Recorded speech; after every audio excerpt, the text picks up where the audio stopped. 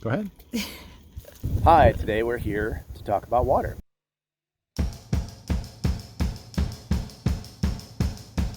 All right, so today we're talking about water. We're going to talk about some of the financial parts of it, but we're also going to talk about the environmental costs of water.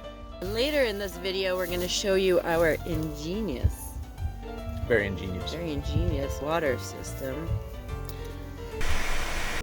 Okay, but first, when you're thinking about farming, the thing that you always have to consider is water. How much rain you get every year, when during the year it does rain, where on the land you have water access for animals, for irrigation if you're doing that, or plants.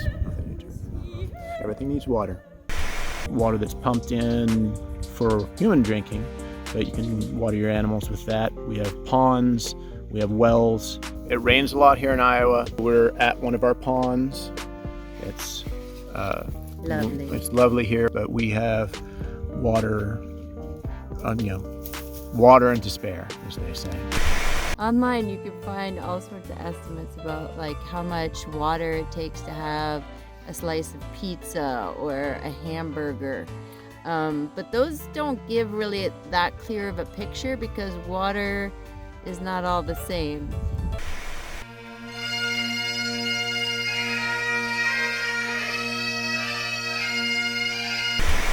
The way an animal is raised and where it's raised really is where the water calculation really comes in.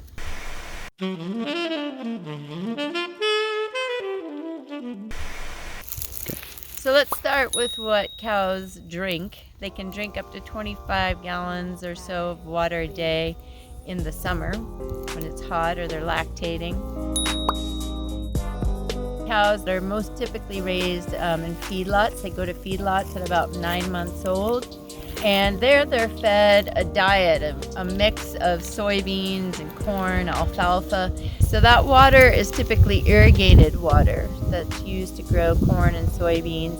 And so that can take a lot more water when you're talking about raising an animal. Then you can have animals that are raised on pasture, which is a lot better for the health of the animal.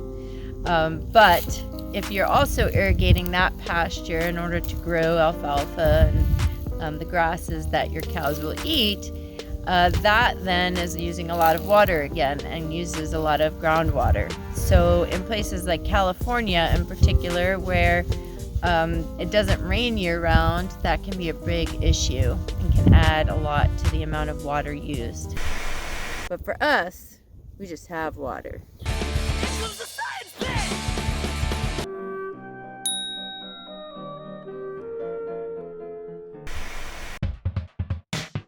If we average about 20 gallons a day for 2 years that they are here with us, we figure that it comes out to be about 12 gallons a hamburger, which is a very, very different cost than 600 gallons. So let's go look at our ingenious setup. So this is made up of a tank, a hose, an electric float. When it's up, it causes the water pump to turn off. When it's down, that causes the water to turn back on. When it's back up, it turns off. We have a 12-volt deep cycle marine battery. The pump is just a 12-volt sump pump. I built a small float for the pump. You can run it straight off the battery, but we also have solar panels which charge the battery.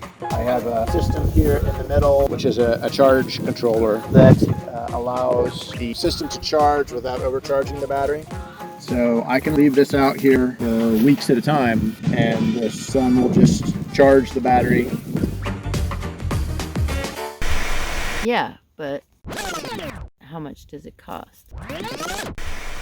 Each of the panels was $100 a piece. The 150-gallon tank you could buy online for $100. The battery costs about $75. The pump costs $75. I probably put the float there together for about $15 or $20. I spent about $75 for the different hoses.